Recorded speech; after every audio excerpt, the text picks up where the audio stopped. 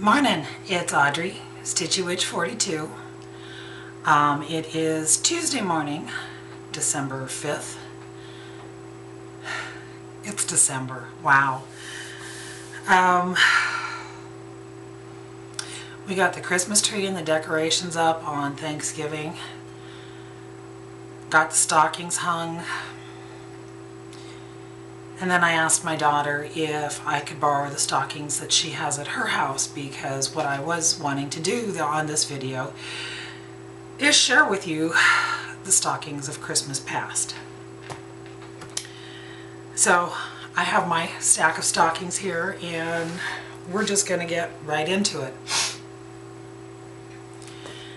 My first stocking I made for my daughter Erin. She is my firstborn child and she's 38. So I've been stitching for 38 years. The very first thing that I ever made was a birth announcement for her, and shortly after that I decided that I wanted to make her Christmas stocking. And I went to Michael's and I found a kit and brought it home.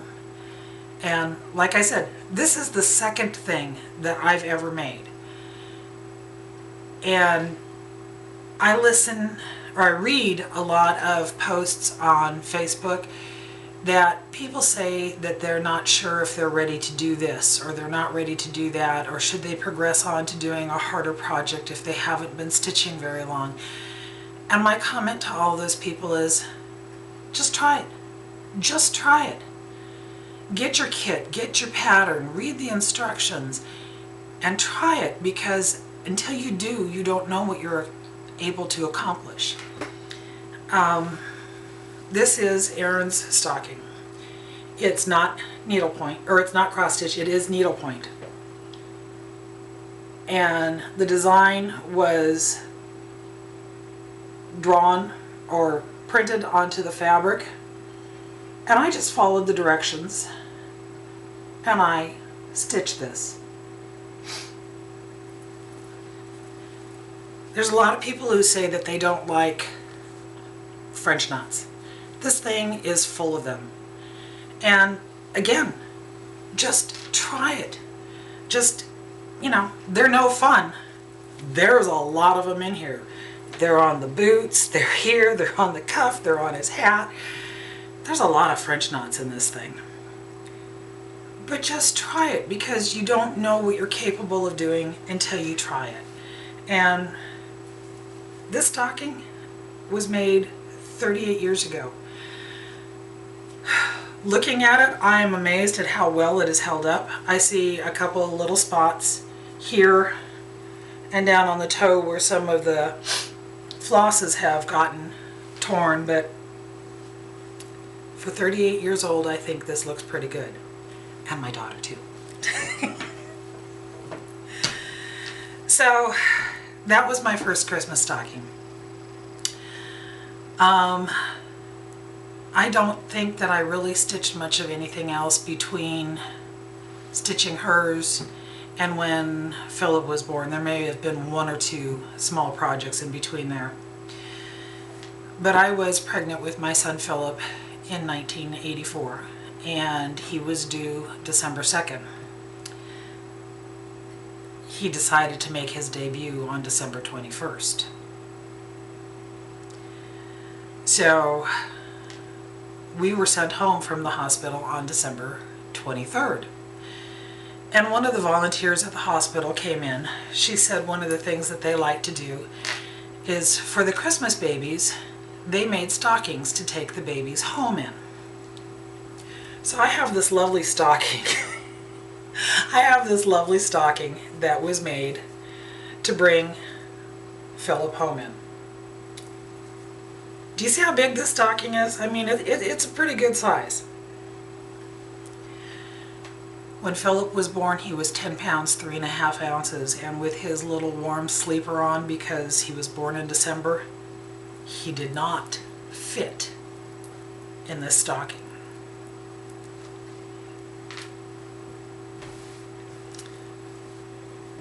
There you go. So the following year, I did make a stocking for Philip. I had a little bit more time. And again, I went to Michael's, and again I found another pattern. This one is cross stitch. We've got the rabbit and the bear and the deer and a raccoon in the tree, or a mouse in the tree, and a bird and his name. This one I think is 16 count Ada. It was a kit.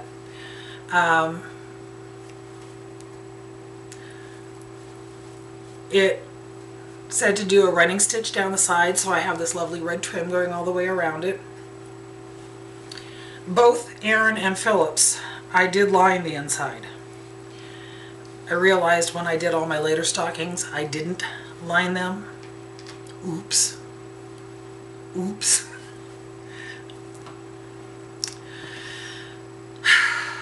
You see, it doesn't matter how much practice you have when you're doing things, that you're still going to make mistakes or leave things undone.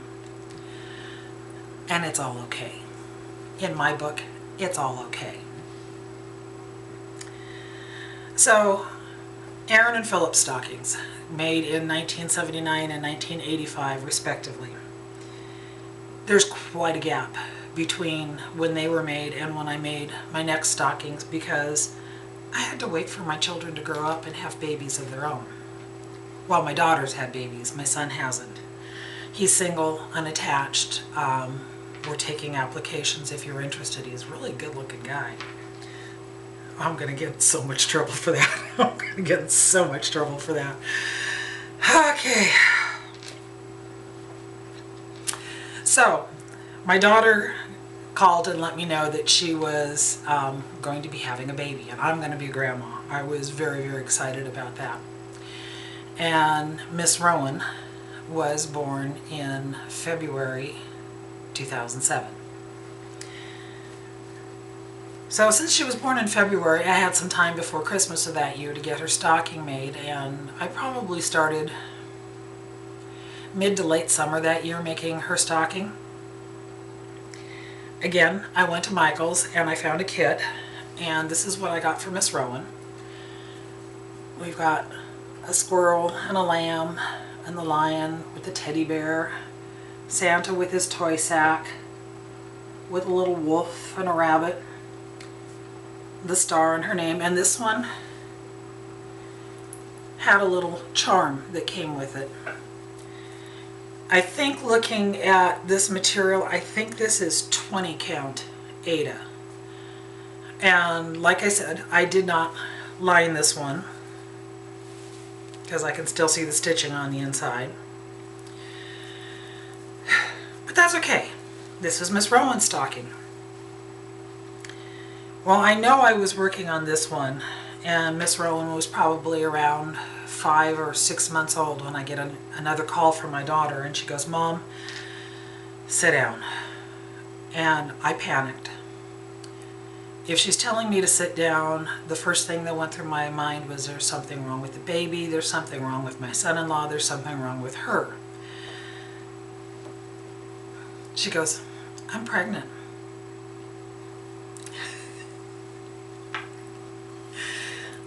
I smiled. I asked my daughter, I said, "Do you know how that happens? Because you are a nurse. Do you understand how that happens?" And she said, "Yes, Mom." Miss Rowan and Miss Riley are 363 days apart. So for 2 days out of the year, they're the same age. This is important to Miss Riley since she's the youngest one. So the following February, after Miss Riley was born, I realized, okay, I have to make another stocking for Miss Riley.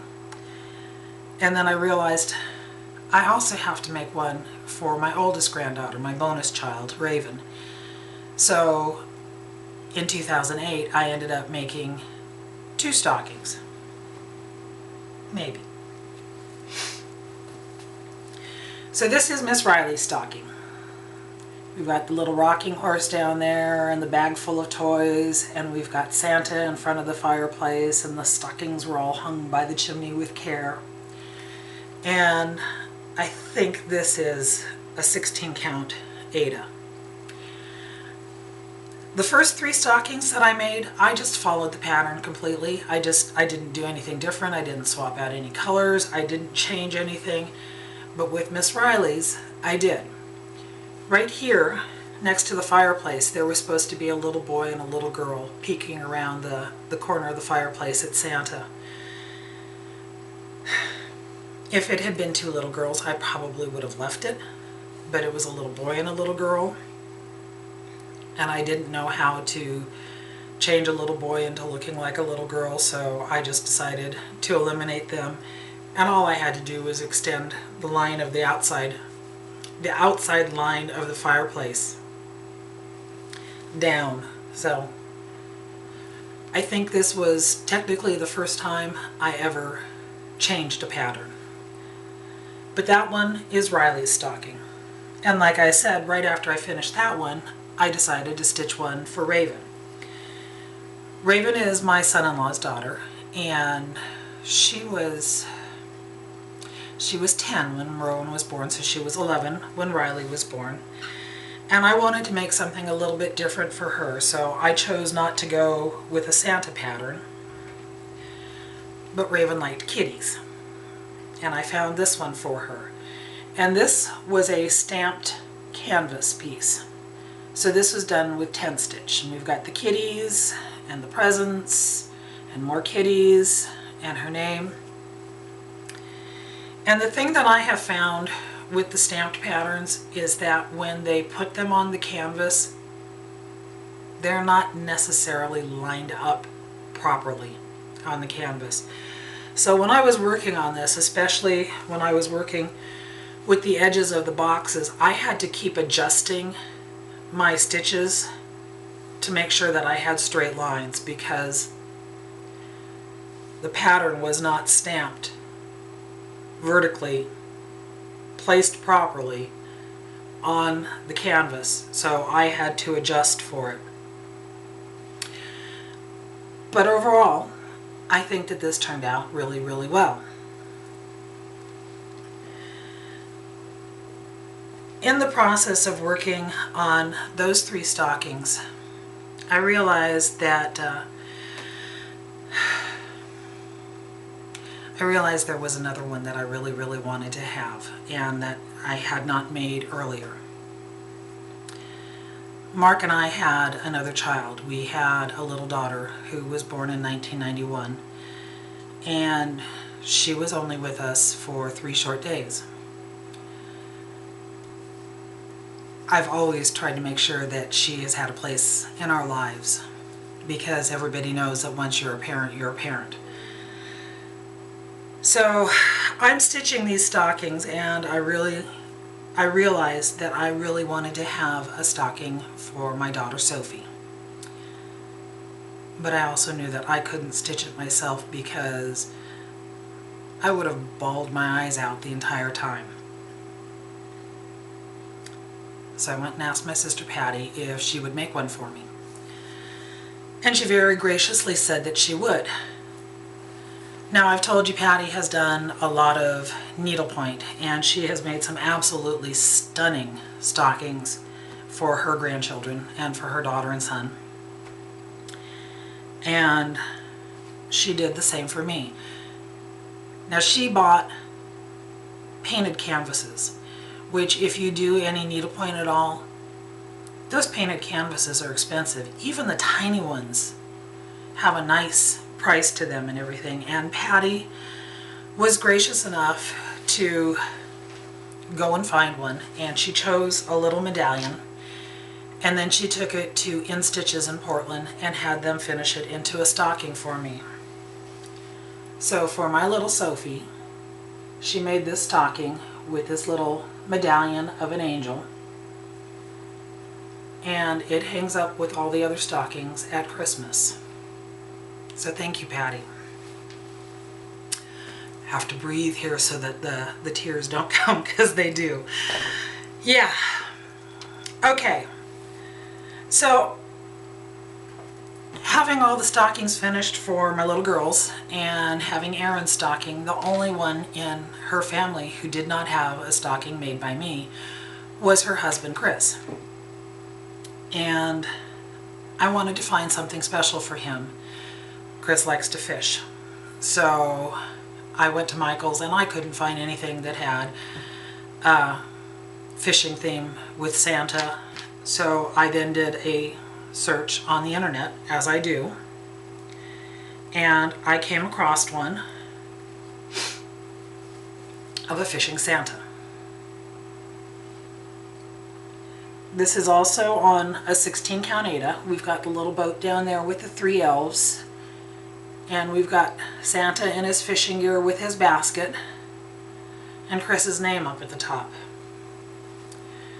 But there was an issue with this one.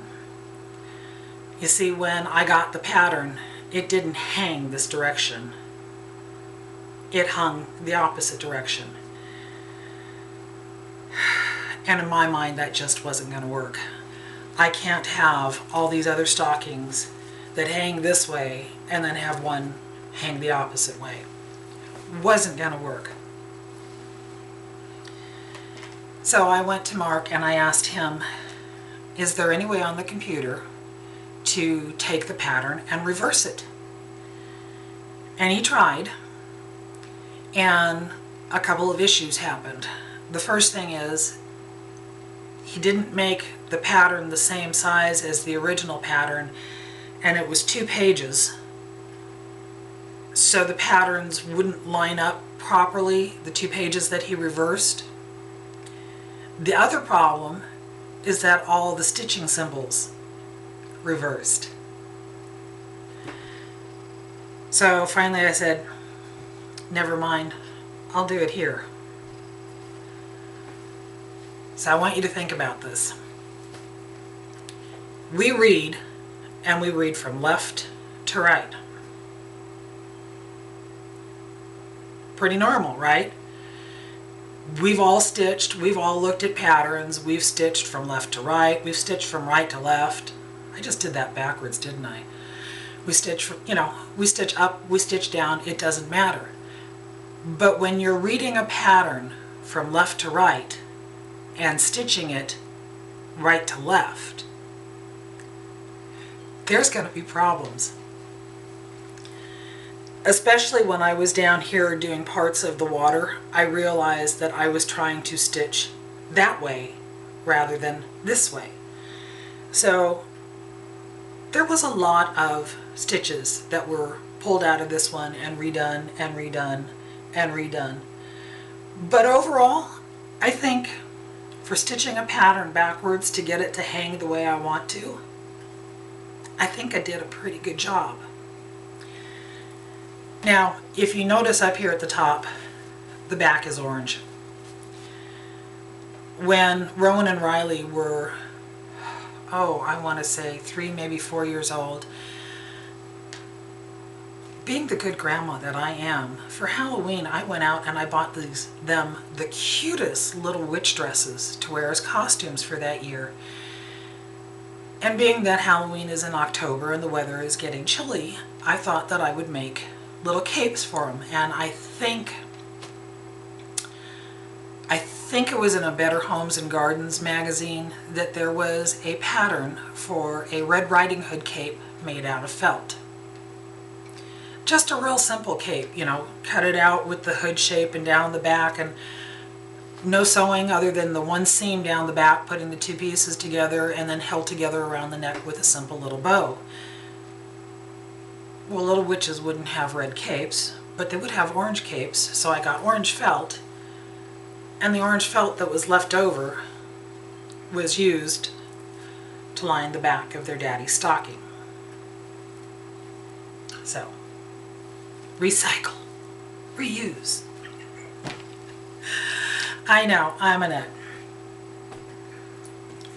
I have one stocking left to share with you, and this one did not start out as a stocking.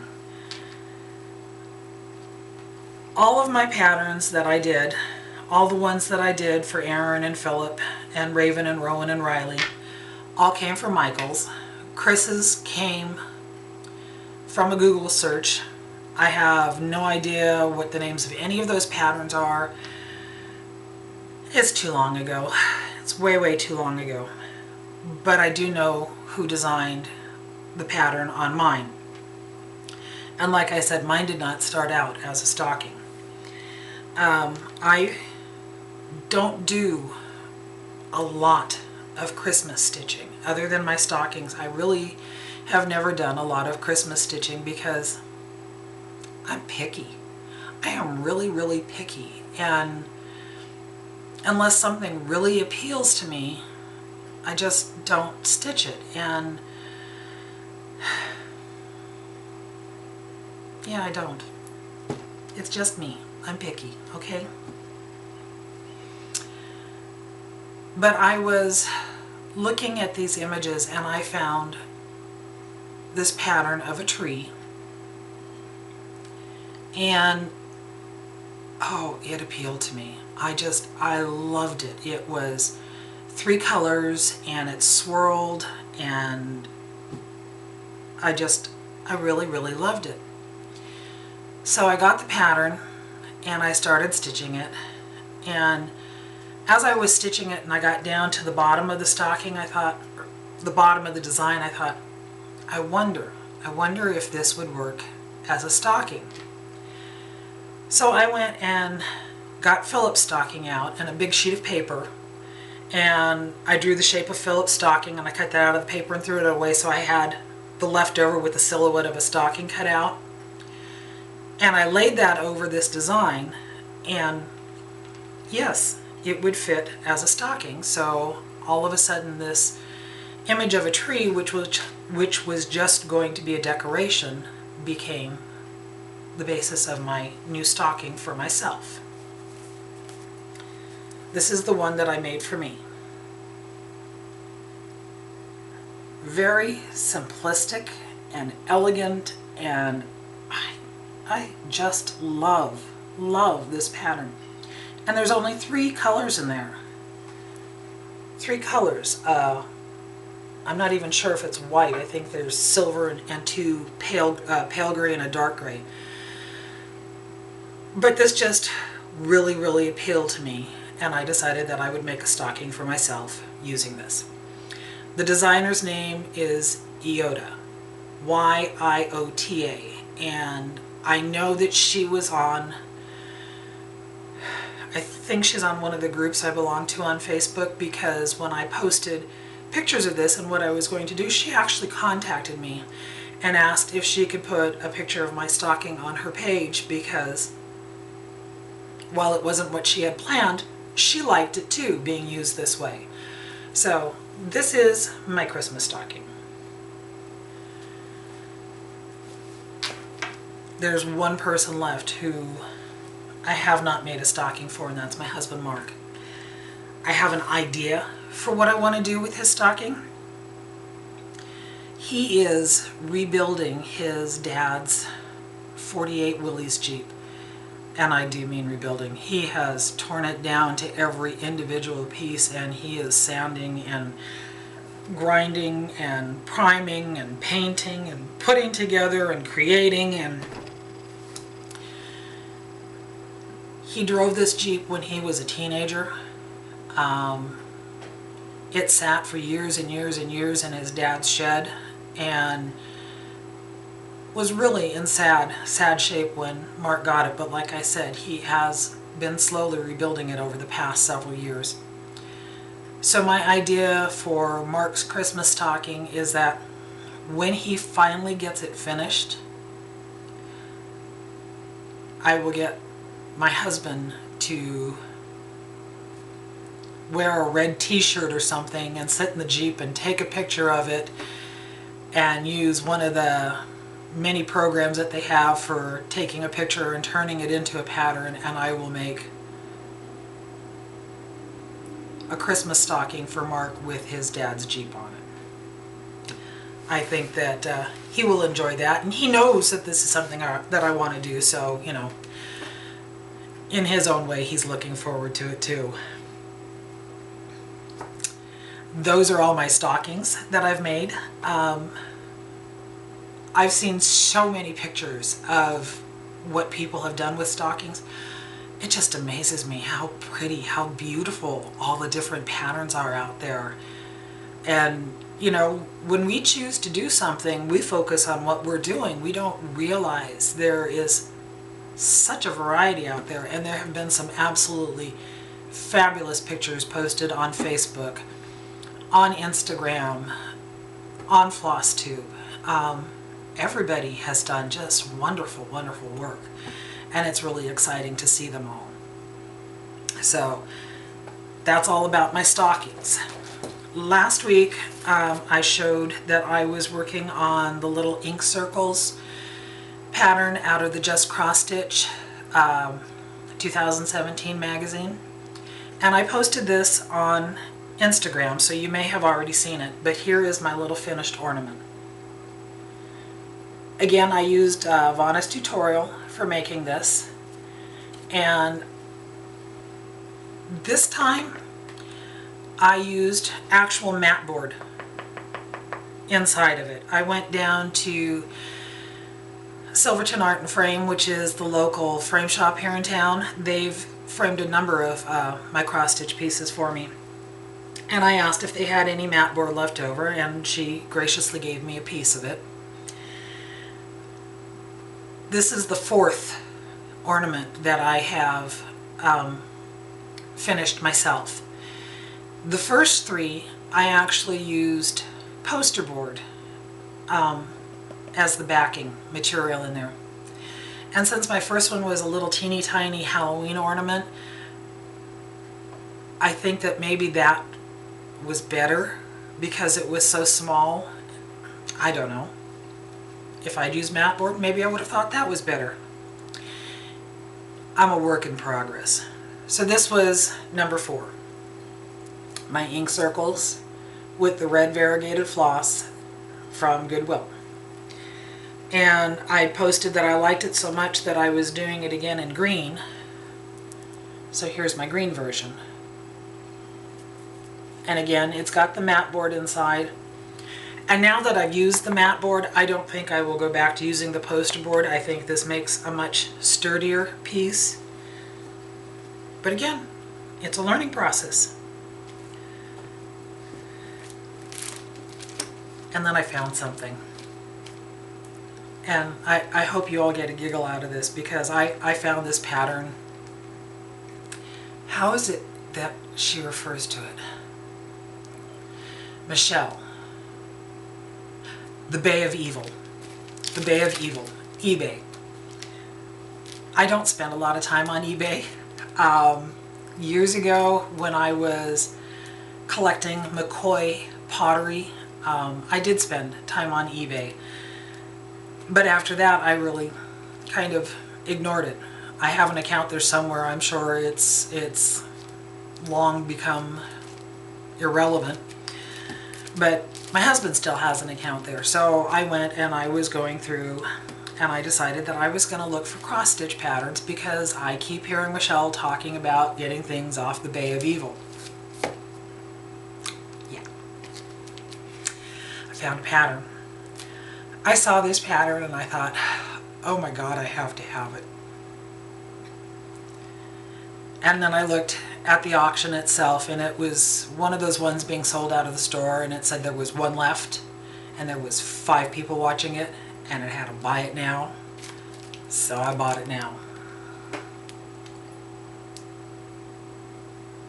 Nope, it's not Christmas. Yes, it is Halloween. This is called Halloween in Quilt. I'm not even going to try to pronounce the designer's name, because when I checked it out and looked at it, it's an Italian designer. And everything inside is written in Italian. Thank God that numbers are not American or Italian or French or whatever. Numbers just transfer from any language. So that's really, really good. But I am planning on getting started on this really soon, because I just think that it is so, so pretty. So yes, here we are, 20 days before Christmas, and I'm going to start on Halloween again because it's my holiday. Yes. I've told you all, Halloween 365. I'm trying to be good. I'm trying to find Christmas things to stitch on.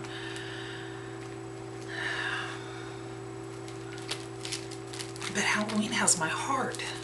And this pattern is gorgeous. I mean, oh, I want to stitch on it right now.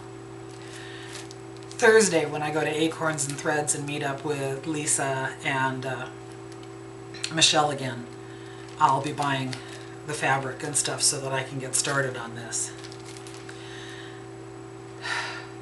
Yeah. So, this coming Thursday, if you're seeing this, if you're in the Pacific Northwest area, head on up to Acorns and Threads. We'll all be there about 1:30. Come in, say hi to the ladies that run the shop. Janine is the owner. She is a fantastic lady. And meet up with us. Talk with us. Get to know us. Sit down and stitch.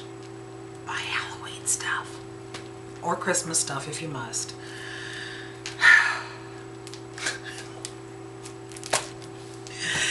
Anyway, I still have not closed the drawing for my giveaway that I announced last week. I will be doing that this coming Sunday, December 10th, so there's still time to get your name in if you're interested in stitching on a little book. Like I said last week, don't put giveaway. Instead, tell me what you think you would design, what you would stitch on a little book that is 31 stitches wide, 51 stitches high. So far, I've got some really interesting comments on what people would stitch, and I just think that there's some really neat ideas out there, and there's more that could be done. So I will be closing that this coming Sunday, December 10th, and when I do my video next week, I will announce who's going to be getting that little book. So you still have time. Go sign your name up, leave comments, subscribe. Thank you for likes, thank you for subscribing, thank you for all your comments. I'm having a lot of fun doing this. I'm trying this once again with my husband's camera, and so far, other than the card telling me this morning that it was full and shutting down halfway through, I think I may have actually got a video made.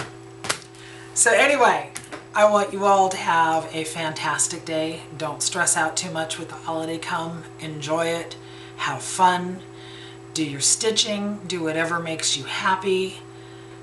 Have a great day. Live long. Stitch on. Bye-bye.